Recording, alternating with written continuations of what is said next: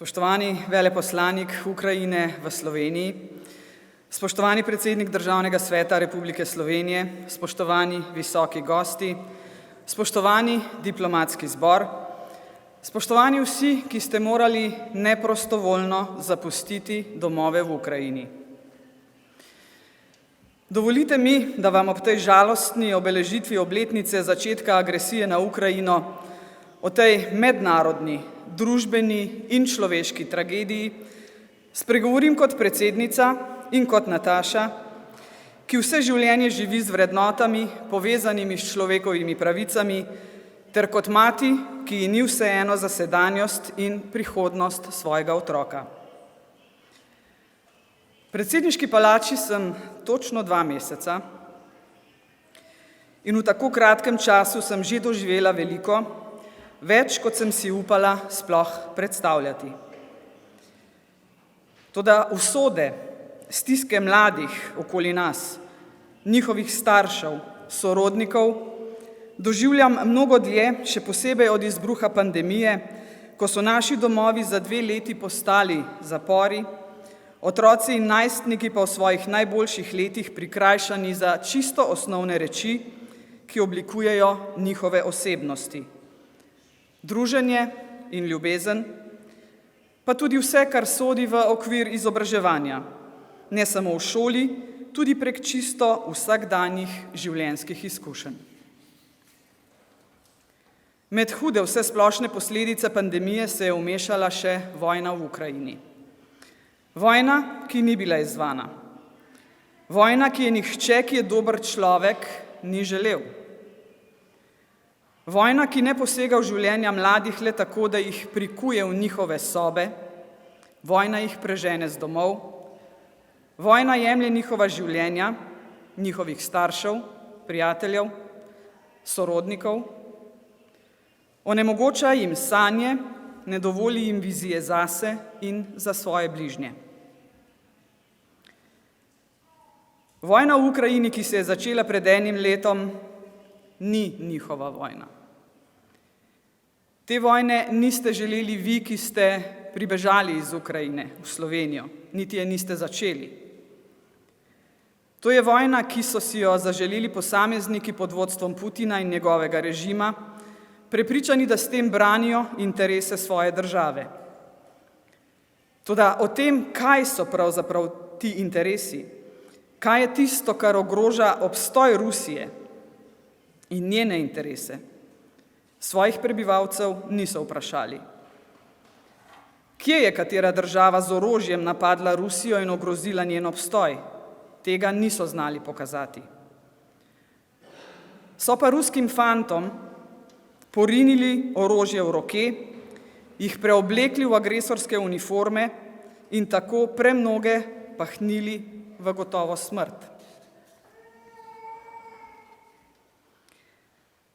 Ogromna večina tistih, ki napadajo v imenu ruskega agresorskega režima in tistih v Ukrajini, ki se pred agresorjem branijo, so mladi ljudje.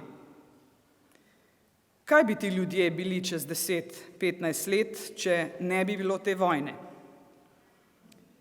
Izvrstne športnice ali športniki, inženirke ali inženirji, zdravnice ali zdravniki, obrtnice ali obrtniki, ki jih v Evropi tako zelo primanjkuje.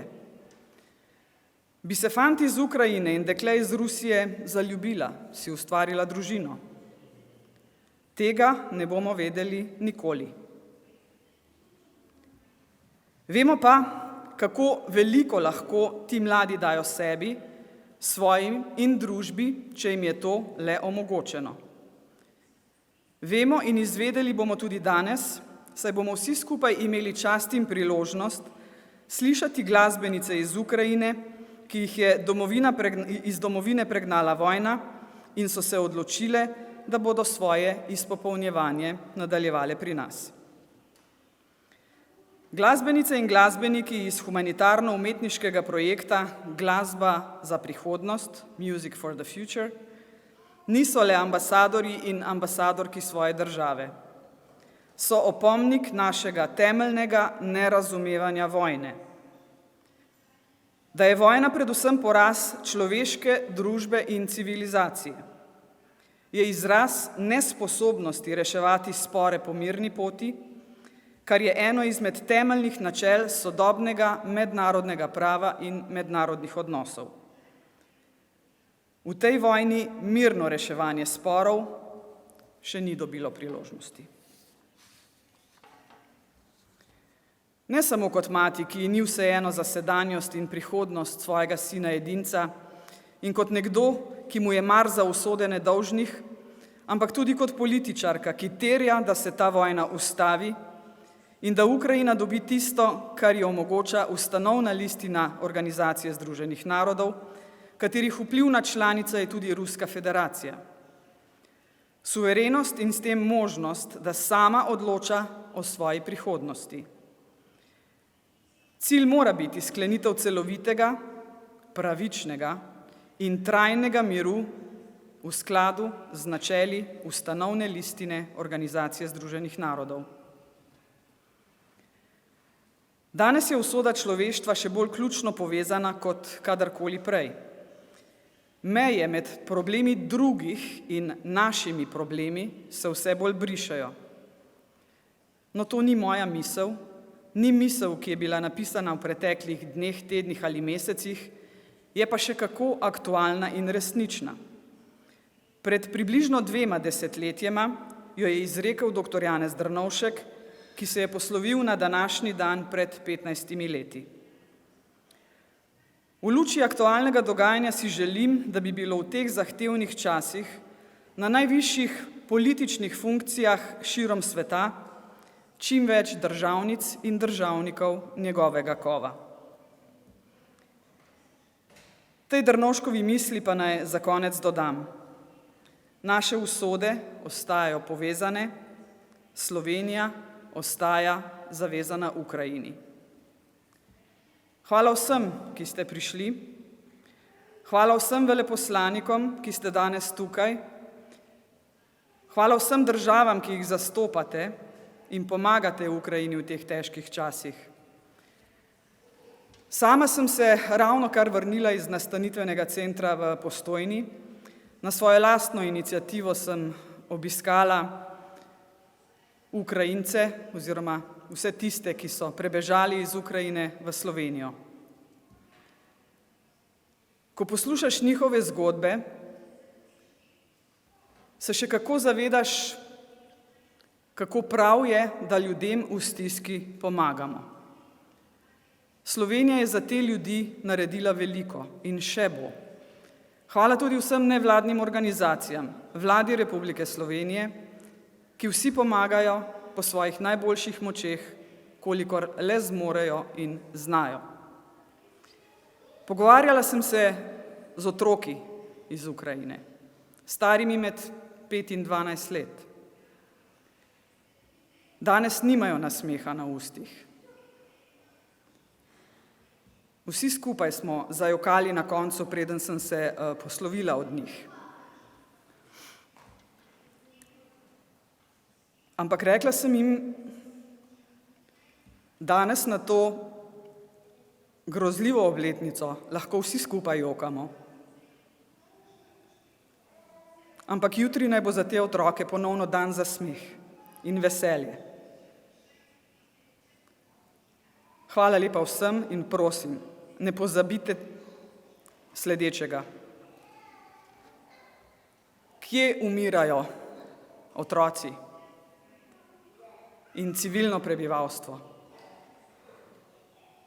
Kje so ljudje brez hrane in elektrike? Kje so porušeni domovi? Ne v Rusiji, v Ukrajini. Hvala vam.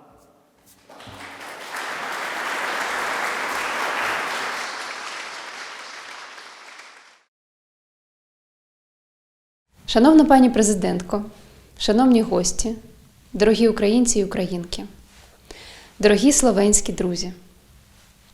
Хочу особисто сказати вам, як ми в Україні вдячні, що ви поряд з нами весь цей важкий рік. Ви одразу відчули, коли у світі з'являється агресор, коли він вбиває мирних людей, не можна стояти осторонь, бо несправедливість завжди стосується кожного. Ви добре знаєте, що таке спротив сильнішому нападнику із вашої історії. І ви стали поряд із нами у всіх наших викликах і у найголовнішому – порятунку людей. Словенія прихистила понад 8 тисяч українців і прийняла наших дітей-сиріт. Ви надіслали до України реанімобілі для порятунку новонароджених малят. Допомогли організувати навчання українських дітей та відкрити українські книжкові полички в бібліотеках Целья, Марібора і Любляни. Одними із перших від вас надійшла допомога для Бучі, міста-побратима вашого муніципалітету Кочев'я. Це тільки кілька прикладів. Кожен українець, який сьогодні тут, має свою теплу словенську історію. Як кожен словенець – свою історію допомоги. Це те, що залишиться не в промовах, а в серцях. Що можна зробити для України? Часто питають мене в інтерв'ю. Так ось, Словенія вже відповіла на це питання. Бути небайдужими. Ви саме такі.